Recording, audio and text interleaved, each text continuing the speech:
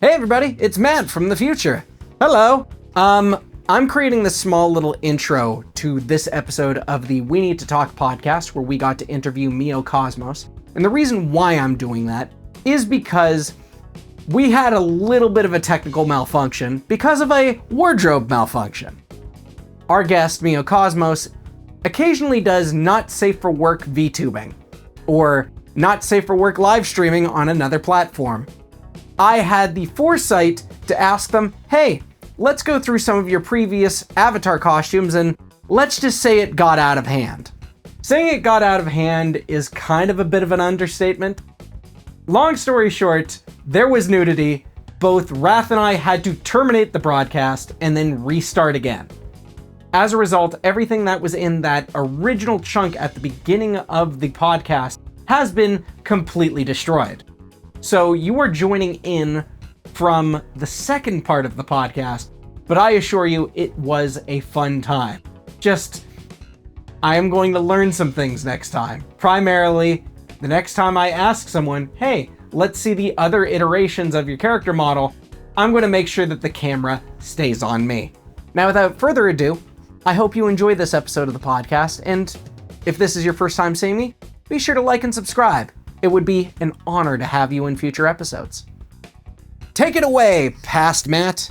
Going to stream camera 1. Hello, everybody. Welcome back to the insanity that I call my life. I am, of course, SonicMTD, and we are once again back. We had a minute camera malfunction, so to speak, but hopefully we can get back into that.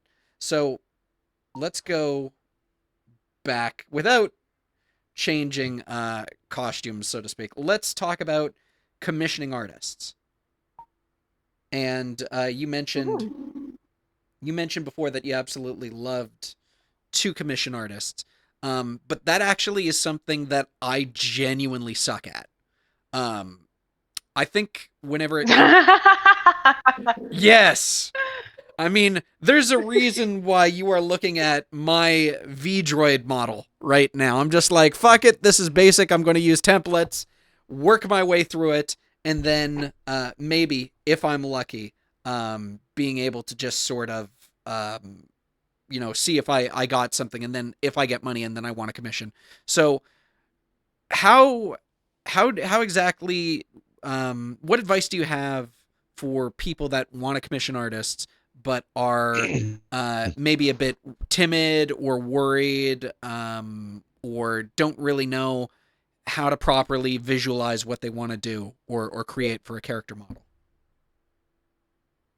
Okay. The most important thing, the first and most important thing to any sort of artist out there, or to anyone who wants to commission artists, references. Oh my god, references are very important.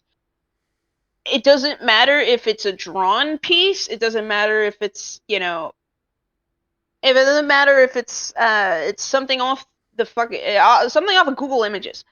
References, people. It can be for the body type you want. It could be for hair you want. It can be for eye color. It could be for facial structure. Anything. But it's incredibly important to have references on hand, because it'll help the artist. It'll help you figure out what you want to do a lot of research and all that. It's like, let's say I want to make a brand new character for myself, but I don't know where to start. Whatever you like. Start with whatever you like. How I made my character was that I love space. Okay. I love the galaxy. I love the universe. I love stars in the sky. I love everything about it. I made a Zodiac Guardian. This is what my character is. Take some inspiration. Nobody's gonna kill you for taking inspiration of stuff. Just the most important thing, don't copy off of somebody. Oh my god, don't do that. Make it your own, if you can. Now, you will see somebody who has similar designs to you. That's okay. It's possible. It happens.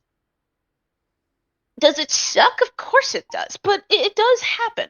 So don't worry about that much. Now, to approach an artist, read, look over their profile. If they say they have commissions open, if they have a commission sheet, I know it's terrifying. It took me a while to it took me a bit to, find the courage to DM somebody I don't know. And normally I never DM first. That's just how I am because, well, one, I don't like doing it. It makes me feel gross. And two, I have a habit of forgetting. I have a terrible habit of forgetting. I have short-term memory. But ADHD says what? Exactly.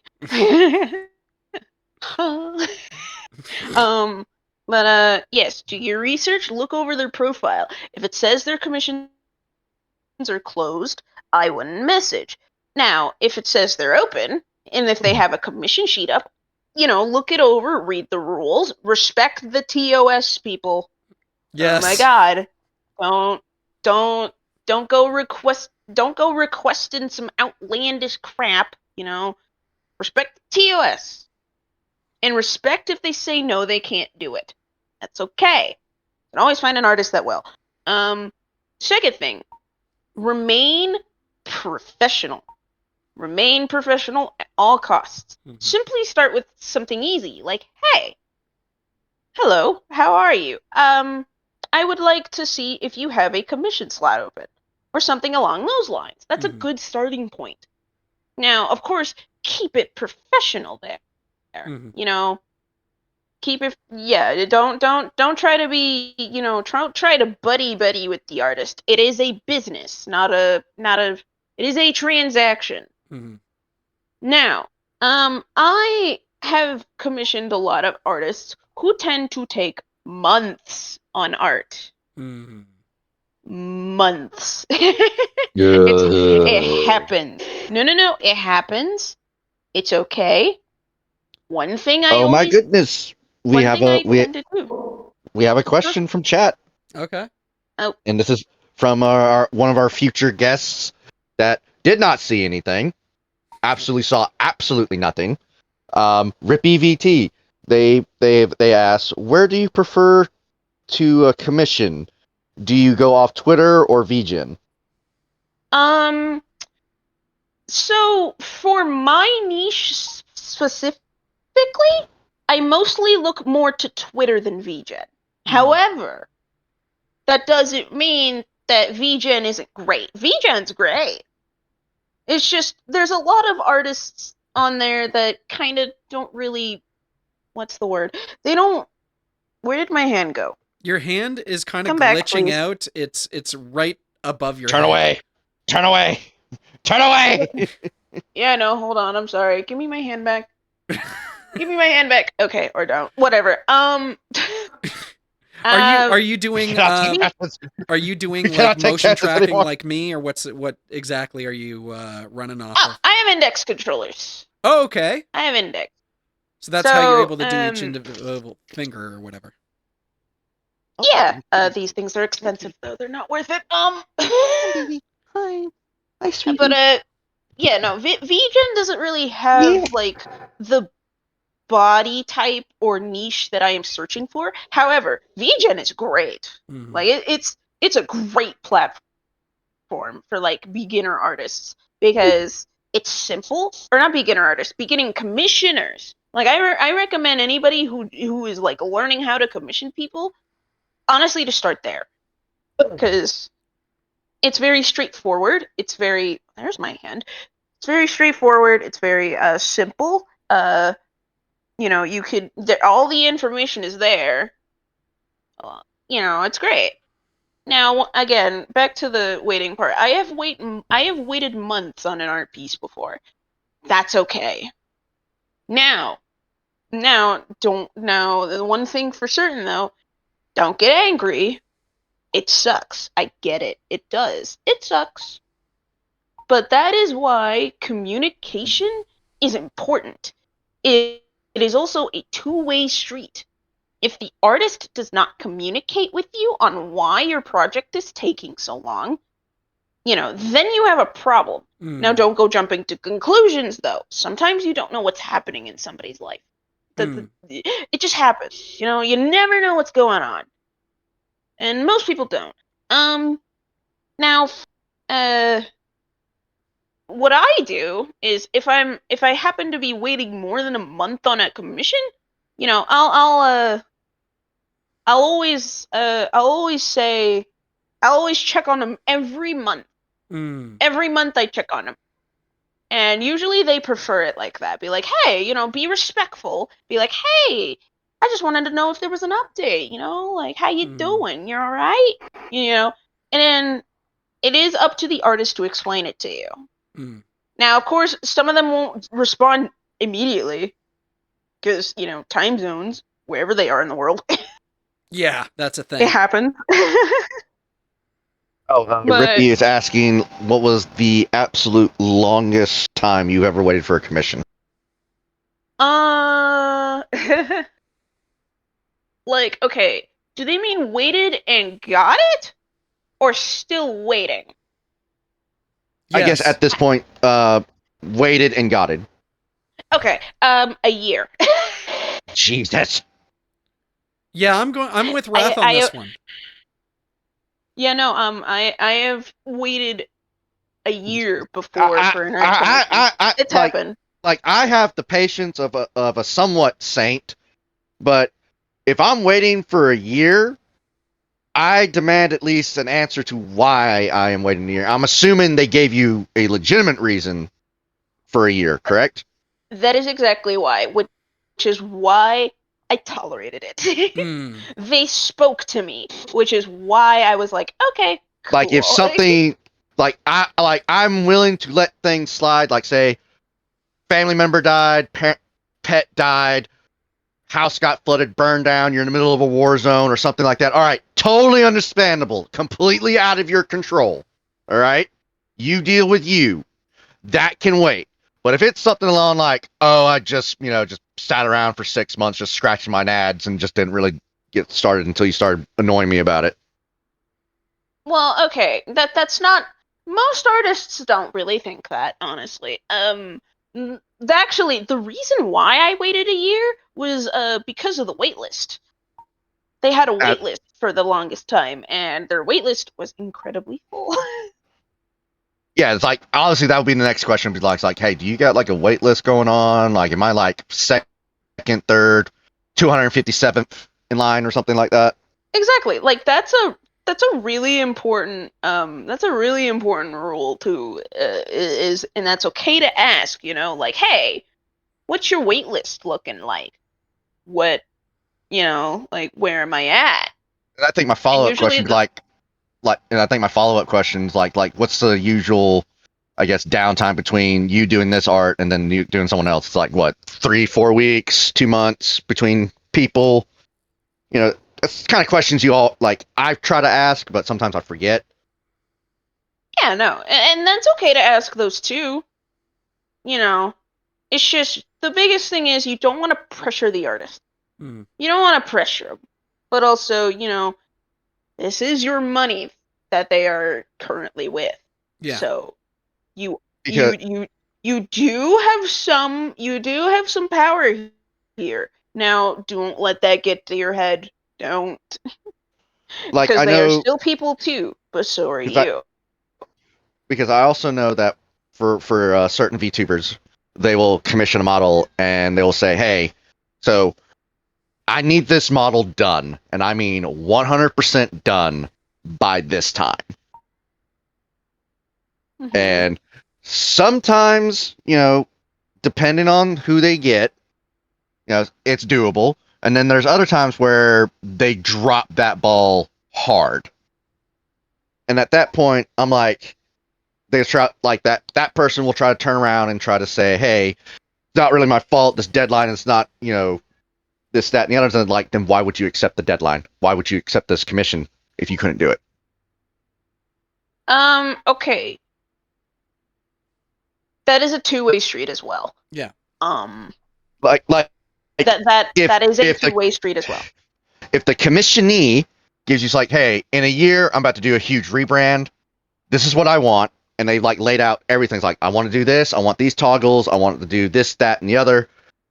Within the next 12 months, can you do it? And if the commissioner says, yeah, I can do it, and then probably 2 weeks before debut, they're like, yeah, I can't do it.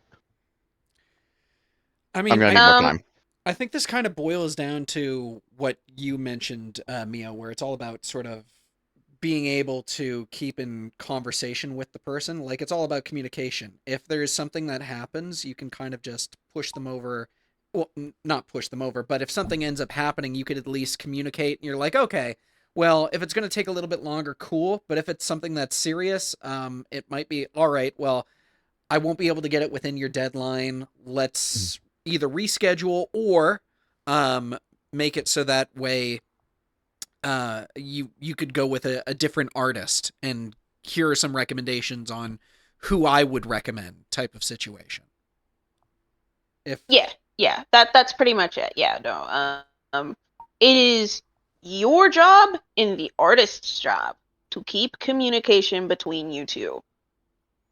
Even if it's something as big as a VTuber model, you definitely need it. If you don't mind me asking, you definitely need to. Sorry, if you don't mind me asking, because you have a wide variety of models. Like, what would someone like your model? How much did it cost you? Like, what would the layman sort of get as a means of understanding what to expect in terms of how much it would cost? We got hit with an ad 10 seconds. We got an ad in 10 seconds? No. I guess we were in the middle of an ad. 5 seconds. 5 seconds till it's over. Yeah, no, that's fine. Okay, now it's over. Cool, we're back in. Yeah, but I guess I might as well just re-ask the question. Like, there's a lot of people that are curious about VTubing, but they're not aware of how much it would cost for commission. So if you don't mind me asking, because you have a very well animated character model, how much did that send you back, and what are some things that people could sort of expect when they're commissioning their first VTuber model? Okay.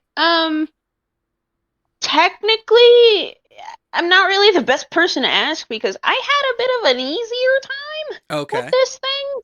I had a bit of an easier time because, well, one, I had a friend who knew the creator and were friends with the creator at the time, and that's how I was able to get into his slots in the first place. Gotcha. Because normally he wouldn't accept other people into his into his commission circle, and I got permission, and I also bought a body base that was able to be used. So this thing costed me about 200, I think. God, it was a while ago. Yeah, wow, 200. That's not bad. It costed me about 200. Yeah, no, it's not. Now of course they were underselling themselves. They were underselling themselves, so that's why it was 200. I got a little upset at them because I was like, why are you underselling? What is wrong with you? Now, of course, this is not the same for everybody else. When it comes to 3D models and whatnot, I've seen these things go for thousands of dollars. Yeah, that's what I was thinking about. How much work gets put into this kind of stuff. However, there are ways to make it cheaper. So what my model is called a kit bash. So it basically takes a bunch of pieces and bits from different models and clashes them together. It is a cheaper alternative, quote unquote. Quote unquote cheaper. And that is what I use to get mine done. Now, there are some people who use from scratch models entirely, and those things are the thousands and what. And there's a bunch of bases online that you can gather from and get. Good places to start is a place called Jinxie, and a place called Booth. Mine is more originated in the Booth category. However, I do have Gumroad. I do have Jinxie-like assets, like these ears here. These ears here are from the other site.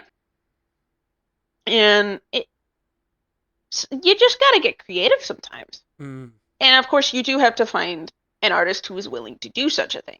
Because this kind of stuff isn't really easy, and it ain't cheap. No, it's not. Got a friend, though. I do got a friend, though. If you want to save money, become friends with people. Not Titty fully sprinkles. true, but kind of. At least be genuine. Yeah. At least be genuine. No, so if you don't mind me asking, so there's a lot of questions that kind of come into the VTuber space that normally are like, what do you do in terms of like character models? Where do you come up with ideas, hand tracking, motion tracking, things like that? And it all kind of just sort of, well, the best way for me to describe it is I did not know anything about VTubing other than what I would do for my live streams. And it all kind of just felt like an insane amount of work in terms of like, okay, I've got this character idea. What software do I use? And I found Vroid, which I got lucky in, and then transferring a VRM model into my desktop, going from that to converting it using the VR chat character companion, and then bringing that into Unity, and then trying to make sure that the anatomical bone structure is properly working. And I'm like, I just wanted to make... I don't know what I'm doing. Please help me. Help this poor bottom. Help. With your help. donation, Yeah, with your donation of $1, you can help this poor bottom be able to master the ins and outs of VR chat and model making. I'm borderline Amish at this point. In the arms of an angel. Oh, for fuck's sakes! I will get on a plane. I will get on a plane, go down to Louisiana, and shove my foot directly up your ass. Do it, coward! Ew, Louisiana? Ugh. Right? You live in the worst kind of central. Ugh. I know, it's the freaking groin of the entire country. It really is. So, you had mentioned... So... Yeah, oh, sorry, go ahead. No, sorry. I didn't know you were continuing the question. No, I'm done the question. I was going into a different topic, but I can jump into that one later. Yeah. What advice would you have for sort of like the insanity of commissioning an artist to actually like having this model to use in VR chat or your work on other adult streaming websites? Networking. Networking. Okay, sorry. I'm going to get crude here. This shit is complicated. Yes. This shit is stupid. I hate it, dude. Sometimes I really do hate how complicated VR chat as a whole and all of this stuff I'm doing, plus making the character, plus making the model, plus all of this stuff sucks. Mm-hmm. This stuff sucks. As somebody who knows how Unity works, I unfortunately know how it works and I know how to use it. Oh my god, it's the worst. But it truly is, it is one way of doing it. However, you could also pay somebody. You could have paid somebody, quite literally, to, like, do what you described. And it would probably be kind of dirt cheap. Honestly, it kind of would have been dirt cheap. Because Vroid, surprisingly, is not that difficult to get into VR chat. From what I know, anyway. Yeah. I've heard it's not that hard at all. So you could have literally paid somebody like a good, like, I don't know, $50 and they'll just do it. Vroid for me is kind of like the software in on itself is idiot proof. And I was able to sort of just sit down and create sort of a basic character model. Like I was able to sort of, all of this is pretty much template stuff. If you've seen me live stream on my Twitch channel just playing video games, you would have seen how basic the hair is, and I fucked up the hair, and that is the only thing that I actually spent time working on. But this model that you're seeing right now is actually like maybe a week old, because I had spent time, I'm like, I need something to have when I'm actually interviewing guests, because I'm sitting there going like, I don't know if people will take me seriously if I'm using the same model as I did before. So I'll switch and do stuff. But then once I had the model made and I'm good to go, the process from converting it to a VRM, and then I would have to download VRChat's character creation app, then upload it onto there, export it onto a smaller version of Unity, go into that, and then make sure that all the information is approved, that there aren't any glitches or technical hiccups, making sure that the I turned on the menu, sorry. Making sure that the eye focus stays the same without things bugging out. And like even then, there were a couple times where I'm just like, man, fuck Unity. And I turned to Wrath was trying to actually let me know about this interview, and I'm sitting there like, I think it might have been yesterday actually, where I'm just sitting there with my head in my hands going like, fuck making a character in Unity. And he's like, Matt, I'm letting you know that we've got Mio Cosmos coming on. And I'm like, cool, great, I'm not in the mood, let me make this character before I throw a chair through the window. So yep. That's how it is. Their system. Arms of an angel, fly away. I'm going to, for once, I'm going to use my hand tracking to say, fuck you, buddy. Fuck you and the horse you rode in on. Yeah, no, VRChat's system in terms of like creating a model can be kind of broken. This stuff can be kind of broken a little bit. And then sometimes when it comes with Unity, sometimes you don't even know what in the world could be breaking. Even people who are pros at Unity, even people who absolutely know the ins and outs, the inner makings, everything, how it works, sometimes they don't even know. And that is just Unity. That is just Unity in of itself. Unity is a train wreck of a program. Sorry. And yet we're all using it, at least for now. So if you don't mind me asking, one of the things that I might ask is, so you don't use traditional streaming like YouTube or Twitch, obviously, because you do not safe for work adult themed streaming. The question that is sort of occupying my mind is community building. And how is it that you're able to build a community despite the fact that you're using non-traditional means in order to get your product, which is technically yourself, out there? Like how did you... I've always wondered about that too. Like, how do you gain a following in that particular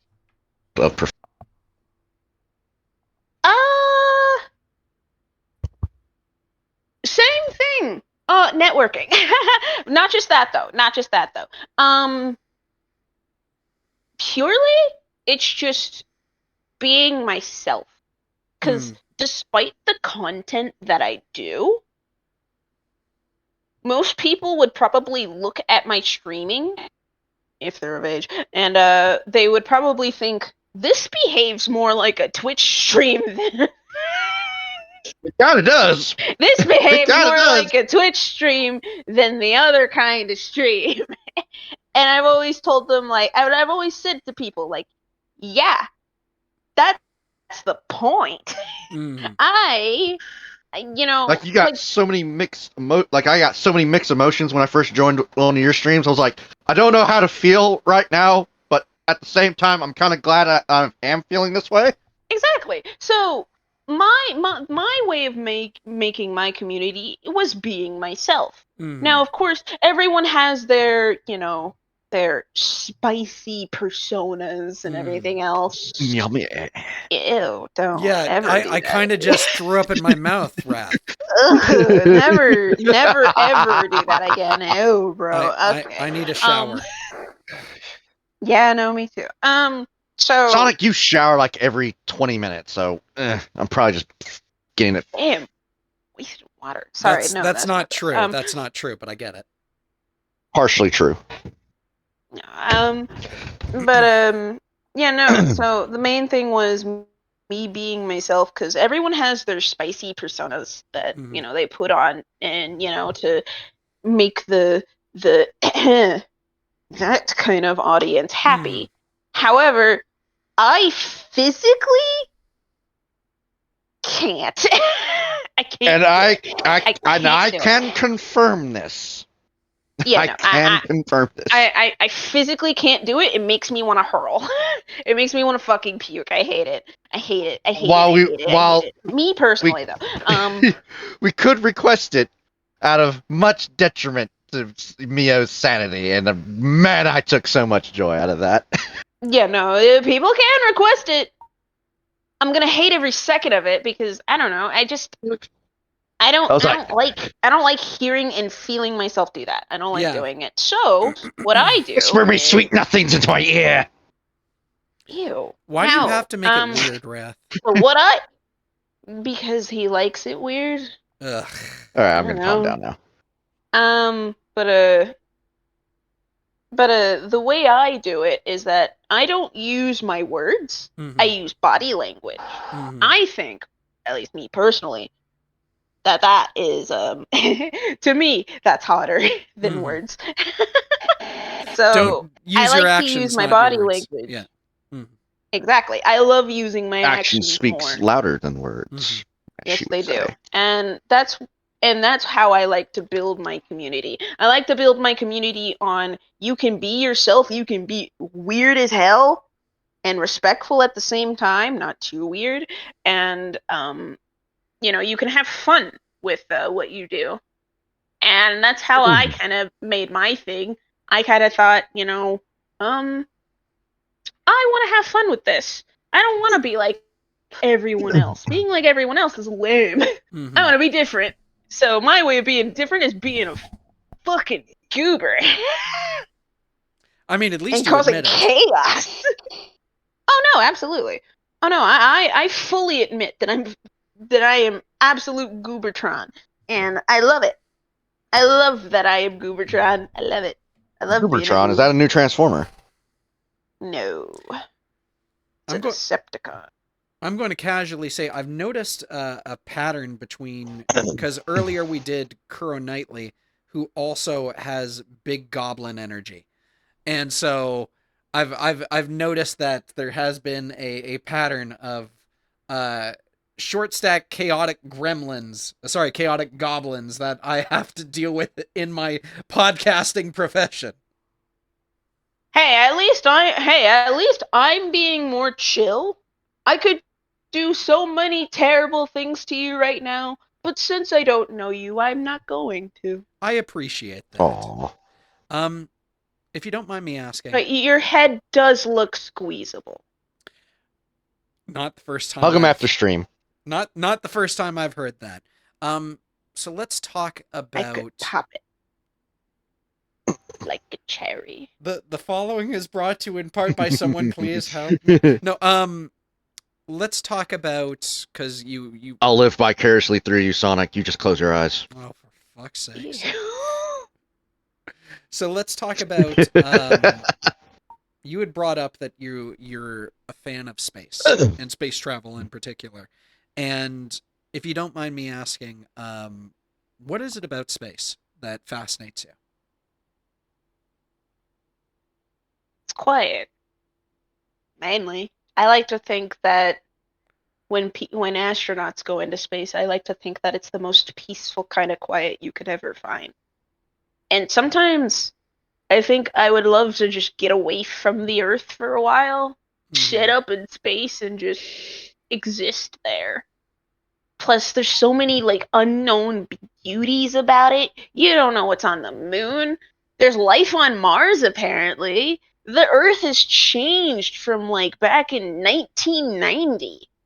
And that kind of stuff it's so amazing. And then plenty of people like to think that we are the only beings on this like universe. There's no way. There's no way we are. You know, like we have to be a fluke. there were signs of life. Yeah. Exactly. We have to be. Aliens have to exist. Because Yes. there's no way. There's no way. Some of the natural phenomenons that like happened on Earth sound impossible for the human man to do. Mm-hmm. Like, there is a. The pyramid. Go ahead. The greatest example is the pyramids. Now, is there ways that back then, when they built the pyramids, that man could have done it? Yes. Could they have done it alone? No. They couldn't have done it alone.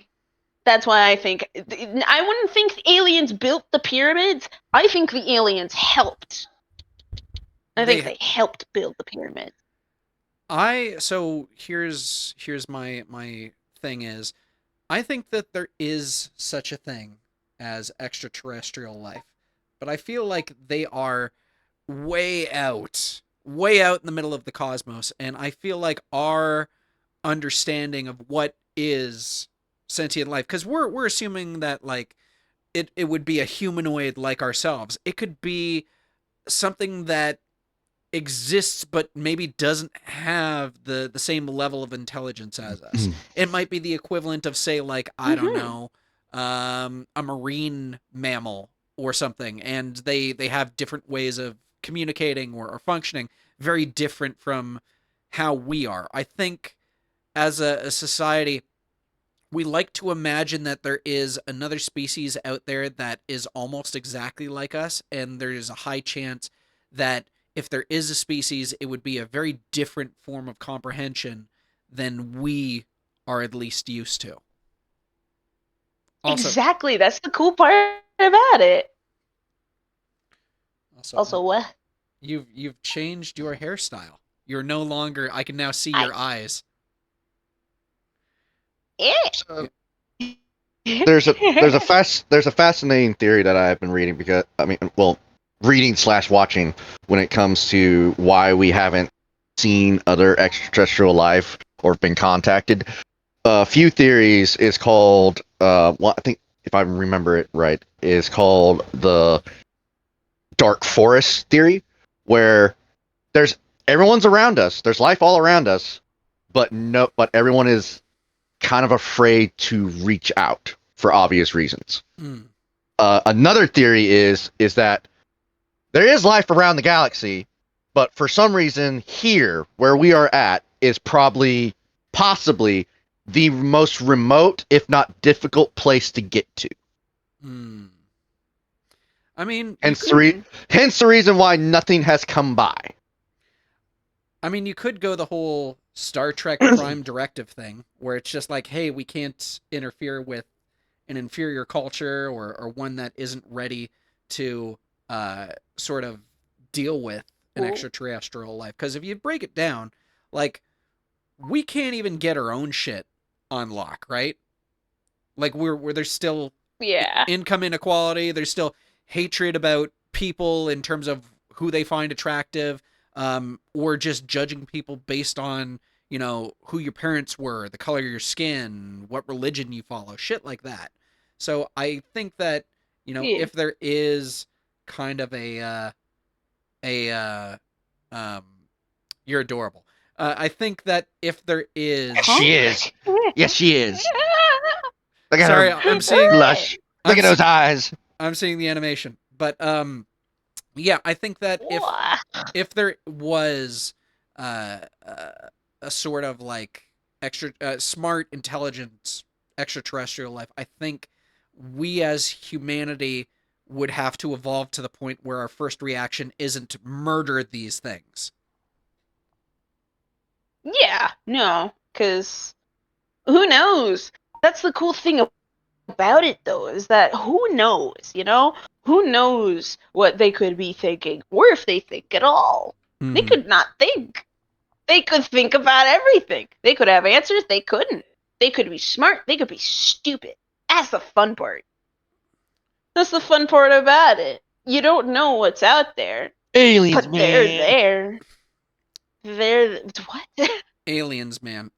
If you don't mind me asking, have you followed the Artemis mission that's been happening very recently? Because they have essentially gone further than the Apollo lunar team and actually gone much further than man has gone. And first of all, I was surprised to learn that man actually hasn't gone further than the moon.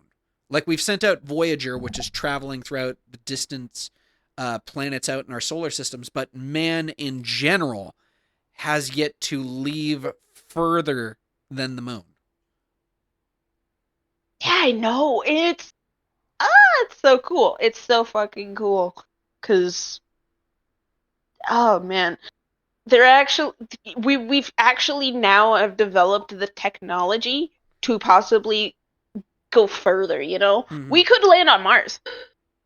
We could actually land and study Mars better here soon, maybe.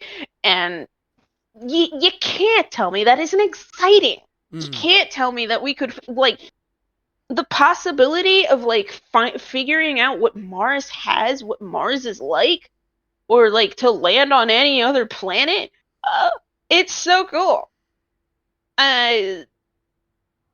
Especially, like, planets that you know are inhabited, or maybe they're not. Who knows? We could have actually one day developed the technology to visit Jupiter. And that place is a literal, like, that place is said to have, like, the most toxic fumes to a person ever. And it's cool. It's so cool. I didn't know I had gestures. I'm sorry. I'm learning something about my model right now. I'm glad you're learning something about your model in real time. Yeah, I know. I am. We're like, stop picking at your model. Look what happened last time. I mean, it's not gonna happen. You say that. She says that with confidence. Yeah. She says that with such extreme confidence. What do you think? What do you think? One of my gestures is just gonna poof away my clothing? No. No. But I guess when I say all of this while I'm actually looking at the VR night sky, so that's actually relatively nice. Yeah. Since you're a fan of space, what would you say would be your favorite movie or TV show or whatever that deals with space travel? Like, were you influenced by, like, Magic School Bus, Bill Nye the Science Guy, or was there, like, any sort of movies which really makes you jump up and down in terms of, like, space? In terms of, funny enough, this show has, like, almost little to none intergalactical travel, but it's close. First of all, yes, Bill Nye. Yes, the Magic School Bus. Yeah. And Adventure Time. Adventure Time. Okay.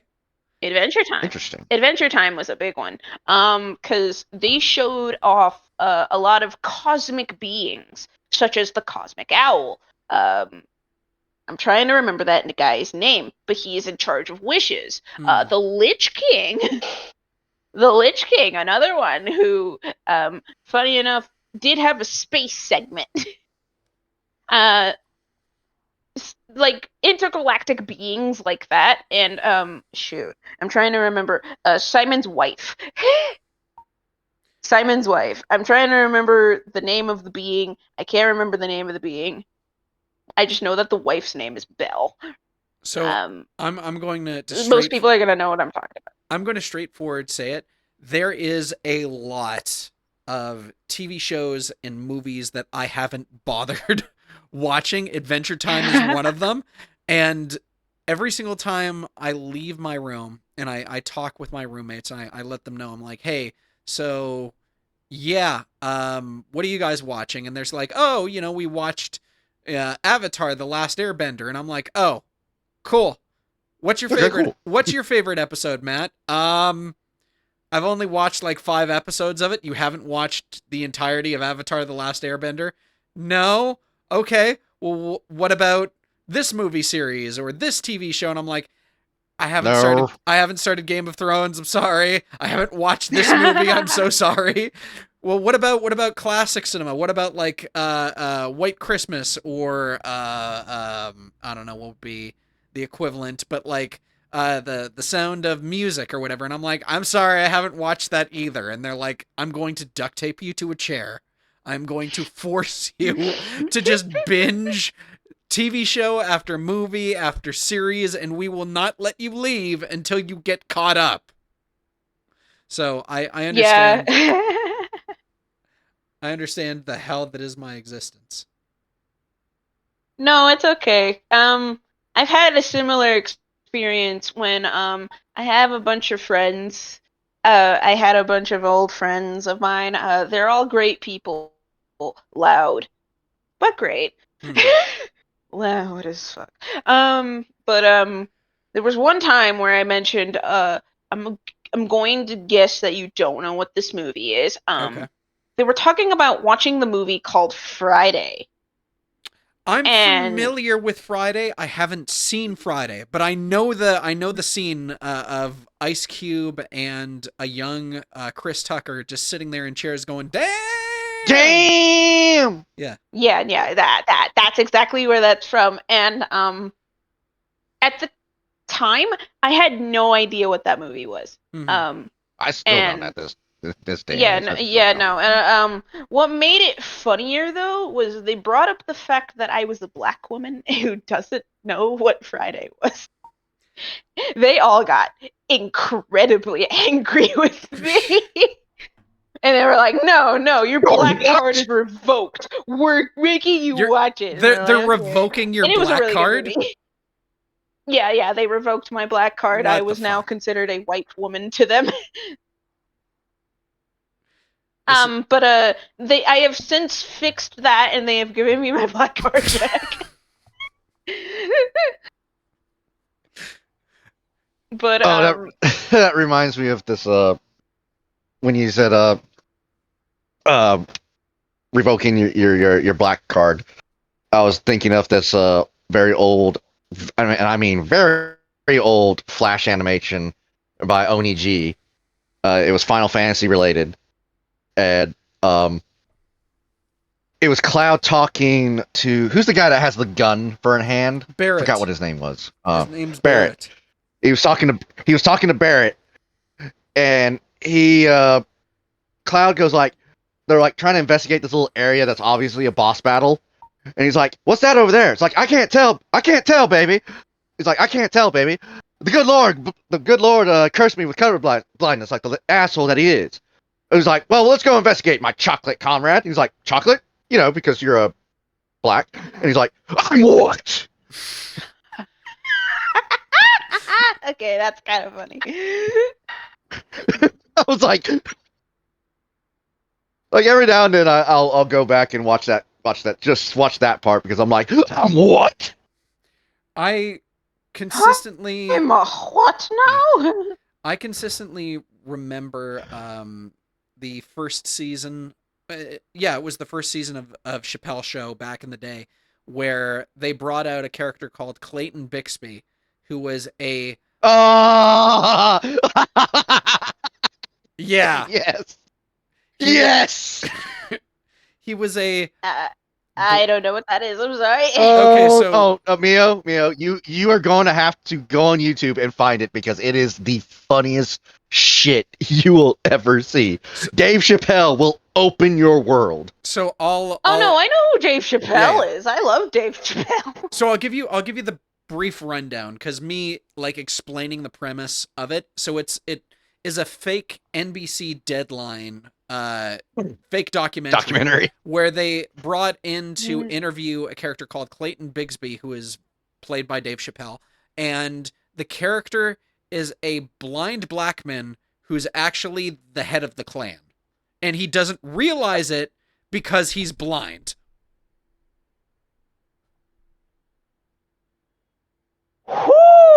Oh, he is literally Uncle Ruckus times 2 now. Yeah. Uncle Ruckus. Oh God, Uncle Ruckus. It is Uncle Ruckus if he took that final step. If he succeeded, like full on. Oh no. Yes. And man, no. like they're like at near the end of the skit, he's in a rally because he's like the leader of the Klan. Yes. And no one knows what he looks like except for like his close friend and confidant. Personal friend. Yeah. Because they don't want to destroy the movement that they have right now. So they're at like this big they're at this big rally and all this other kind of stuff. And it's just hateful gibberish that he's just spewing out at this point. And at the very end, some dude in the crowd's like, "Show us your face, brother."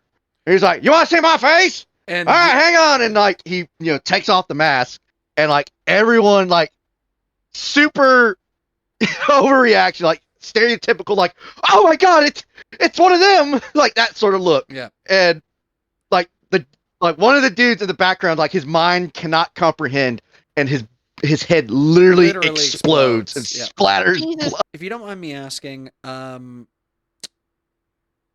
where do you see yourself essentially going with the channel? Like, where do you want to take it possibly in terms of like growth or new things that you haven't tried before without going too into the nitty gritty? Honestly, I kind of want to be able to get to the point where I don't have to stream as much. And that sounds depressing. I know. Don't get me wrong. I love streaming. But, this kind of gig is hit or miss sometimes. And, you have your good days and your bad days. Yeah, exactly. And, you can't really have that when you're trying to pay your bills. So I'm hoping to get to a point where I'm like, I'm finally comfortable. And I can like slow down and not stress myself out anymore. But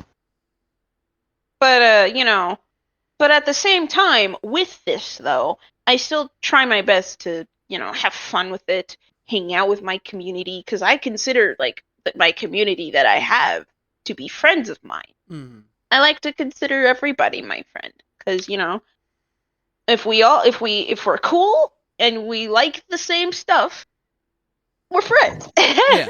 I am a simple being when it comes to making friends.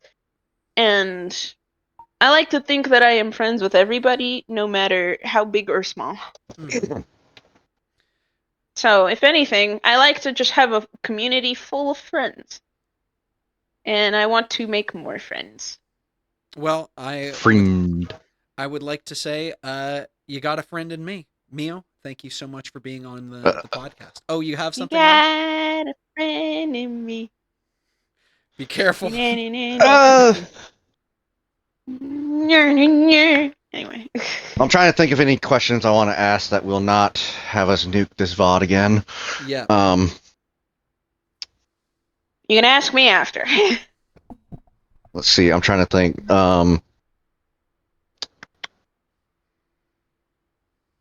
Well, nothing's come to my head. Yeah. Is there anything that you possibly want to say to the audience without linking, the site that you do your work on? Of course. Yeah. Is there anything that you want to do to advertise yourself or get your name out, or just stuff that you want to possibly say to the crowd?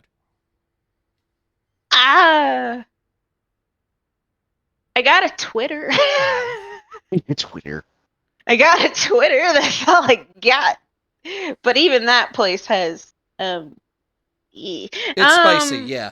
Well, you can mention Twitter type of things. Like it's difficult because we have to tiptoe around the not safe for work space, right? Like I want to be able to ask a lot of questions, but there's also a lot of stuff that I can't ask on the stream.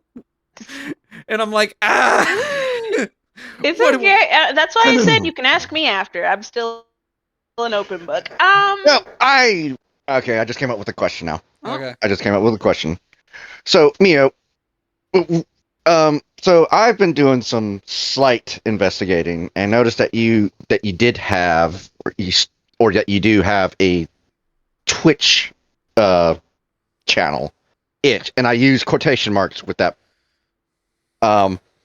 Did you try to stream on Twitch at one point? No, I purely made it to be a moderator for my friend and my boyfriend. That is the only real reason I got a Twitch account. I would stream on Twitch if the revenue split wasn't so terrible. Right? It's like the only reason I'm not streaming on Twitch. So, The only reason. So a follow-up question is, now it's sort of common practice for certain streamers that work in your work field for them to they have a different, I guess, social media presence on another platform, say for example YouTube or Twitch. And now obviously you cannot say, oh, I also do X, Y, and Z for, those more degenerate types of people, and you can't advertise that. But, people find out. They always find out. Now, in terms of like growth, wouldn't that, in maybe some small part way, help you out in some sort of way, if you were to have, like, say, safe for work streams on a different platform? I've thought about it. I really have, honestly. Because, if anything, I would prefer to do safe for work streams than not safe for work. However, the platforms you mentioned, like Twitch and YouTube, get very, very, very strict about, like, even the slightest of, like, hip and whatnot. And, I mean, I would like to if it was possible. But as of right now, with the niche that I have, because I'm going to tell you right now, I hate the way I look. I hate this look so much. I hate it. I hate it. I hate it. I hate it. I hate it. I don't want to be this look. I don't want to be my shirt stack, damn it. Because my shirt stack makes me feel better about myself. But there's not a lot of sites that would allow that, unfortunately. Yeah. Or, well, some sites that would, but you would have to be big as hell to do it. You would have to be big enough. Yeah, because maybe one day. I know. For example, a lot of not safe for work content creators have like a Patreon or I don't know what else. Yeah, something along those lines. But I would have assumed that you already would have like multiple ways of getting revenue outside of the main primary one that in which you stream. So I would have assumed that you already would have had that kind of conversation and sort of find ways to diversify your income through maybe doing like a Patreon or something like that. It's tough out there as a creator. It is. And well, the main reason actually that I don't have another platform like that is because I don't want to do another tax file. Right. Because they don't give money back for self-employment. Anyway. Yep. Well, you just have to give money to the IRS fucking S. They have enough money to go after you, but they don't have enough money to go after the people who are stealing millions upon millions of dollars every year. Ain't the IRS great? No, it's not. No. But yeah, I'm reaching that time. So Mio, once again, thank you so much for agreeing to do today's live stream. Hopefully you enjoyed yourself. And I consider you a friend now, so don't hesitate to talk. Oh, you get head pats. Yes, you get head pats. and you are punching my groin. Okay, I am not enjoying this In at the all. arms of an angel, Mio is the shortest. This is the hell that is I am my not life. the shortest, actually. Either way, my name is Matthew Tyler DeLeo, better known as SonicMTD, and thank you for, as she is... So, we love you, Mio. That's gay. All right, Loving people is gay. all right, I am done. Have yourself a nice day, everybody. Arigato gozaimasu, and later days. Bye. Sayonara. That is a brilliant transition. I love that.